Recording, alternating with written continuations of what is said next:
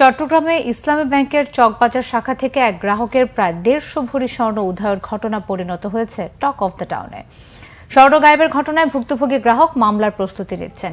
Bank কর্তৃপক্ষ বলছেন কিভাবে কি হয়েছে তা জানেন না তারা, তবে তদন্ত করে দেখা হচ্ছে ঘটনাটি। চট্টগ্রাম থেকে শাহেদা পিয়ার রিপোর্টে বিস্তারিত। ব্যাংক খাতের অনিয়ম দুর্নীতিতে যখন টালমাটাল দেশের অর্থনীতি, ঠিক তখনই আবারও প্রশ্নের মুখে দেশের ব্যাংকগুলোতে রাখা গ্রাহকদের আমানতের নিরাপত্তা। গত 29 মে চট্টগ্রাম মহানগরীর চকবাজারে ইসলামী ব্যাংকের শাখাতে যান রোকেয়া বাড়ি নামে ব্যাংকটির এক গ্রাহক। উদ্দেশ্য ব্যাংকটির লকারে রাখা তার ও পরিবারের সদস্যদের 160 ভরি স্বর্ণালংকার থেকে কিছু গয়না নিয়ে আসা। কিন্তু তার জন্য বরাদ্দ লকারের কাছে যেতেই চক্ষু চড়ক গাছ ওই গ্রাহকের। দেখতে পান লকারের তালা খোলা, গায়েব প্রায় 150 ভরি স্বর্ণালংকার।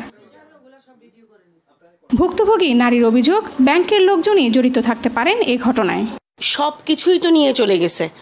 অবশ্যই এটা ব্যাংকের ভিতরের কোনো সমস্যা, কারণ বাইরে থেকে তো কেউ আর লকার ভেঙে নিবে না। সামনের দিকে যে গোলগুলা ছিল কিচ্ছু নাই, পিছনের দিকে 7-8টা প্যাকেট না, জাস্ট বক্সের মধ্যে রাখি তো 7-8টা বক্স, 2টা বক্সের মধ্যে অল্প অল্প গোল্ড পাইছি, আর 5-6টার ভিতরে নাই, খালি।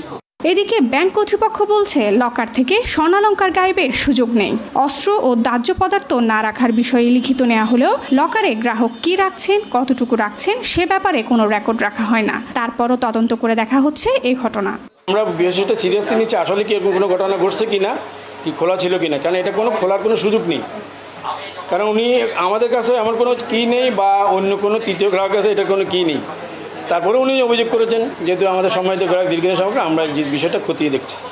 ভুক্তভোগী ওই গ্রাহক তার 150 ভরি স্বর্ণালংকার বা তার সমপরিমাণ অর্থ ফেরতের দাবি জানালেও ব্যাংক কর্তৃপক্ষ বলছে এই ধরনের ঘটনায় সাধারণত ভুক্তভোগী গ্রাহক লকার ভেদে 1 থেকে 3 লাখ টাকা ইন্স্যুরেন্স কাভারেজ পেয়ে থাকেন।